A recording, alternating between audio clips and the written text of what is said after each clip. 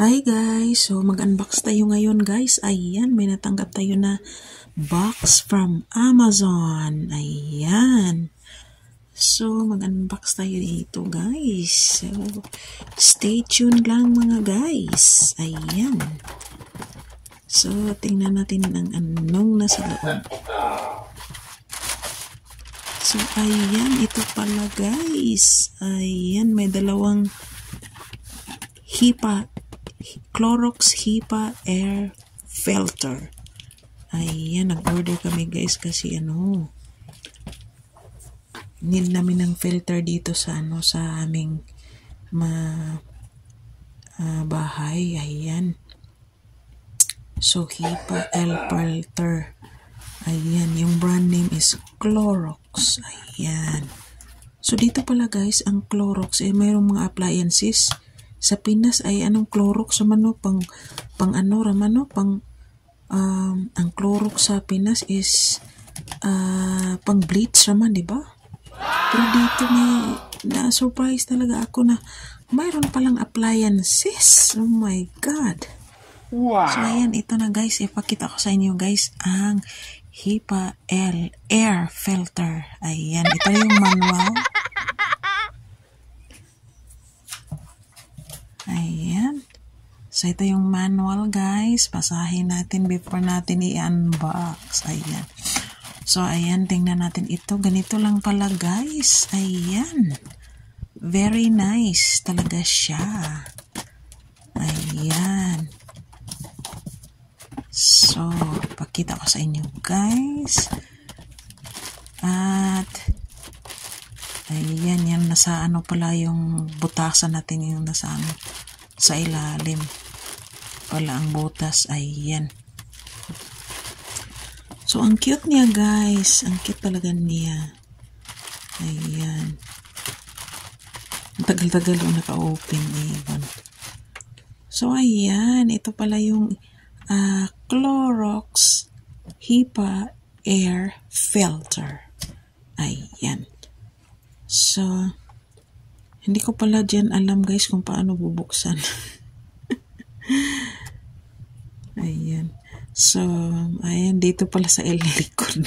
Sa ilalim pala ang bubuksan eh. Ipatuyok siya guys. Yan, ganyan. O, yan. So, yan pala ang filter niya. Ayan. So, yan ang power cord. Kaya nga hindi ko makikita kung nasaan ba yung power cord. Doon pala sa ilalim kasi wala doon sa box. So, ayan ito guys. Pakita ko sa inyo. USB lang. Parang USB lang talaga ang guys. Charger. Diba? So, ayan. Binalik natin yung filter sa ilalim kasi natin pagganahin natin kung paano ito gagana. Ayan. So, ayan na-plug in na natin. Tingnan natin kung saan yung mga button kasi yung mga hindi ko nakikita eh. So, pag na-on pala siya guys, makikita mo na yung mga pag may power na siya, makikita mo kung saan na yung So, ayan. Isa pa guys, bubuksan natin yung isa. Ayan. Kasi dalawa yon. So, pag natapos na natin bubuksan yung dalawa, doon pa natin pakita ko sa inyo kung paano siya gagana guys. Ayan. So, ayan. Same pa rin sa isa na mayroon ding plastic. Ayan. Nasa ilalim pa din ang charger niya. Ayan.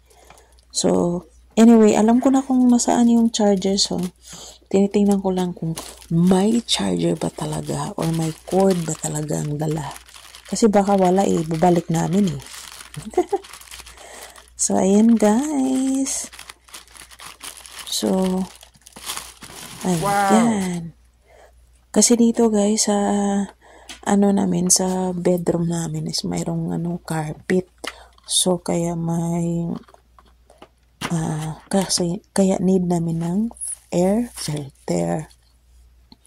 So, itong air filter, guys, is maganda din ito kapag mayroon kayong mga pets like dogs and cats and pusa at aso na allergy kayo, nag-sneeze kayo, ganyan.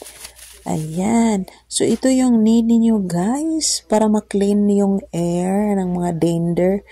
So, sa mga iro at saka iring. So, need kayo, try niyo guys na pag may allergy kayo sa mga iring at sa pusa at sa aso, ayan, bibili na kayo ng HEPA air filter. Ayan, kahit hindi naman Clorox yung brand, kahit anong brand, basta HEPA air filter lang. Ayan. So, ayan guys, gumagana na pala guys. Ayan, ito lang yung mga button niya, pindot-pindutin mo lang. So, ma-okay na siya guys.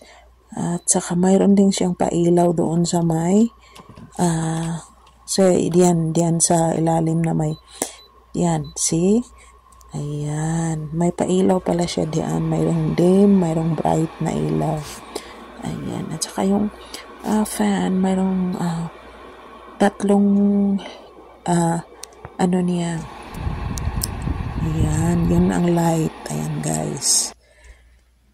So, yan ang on and off. Saan ba yun? On and off.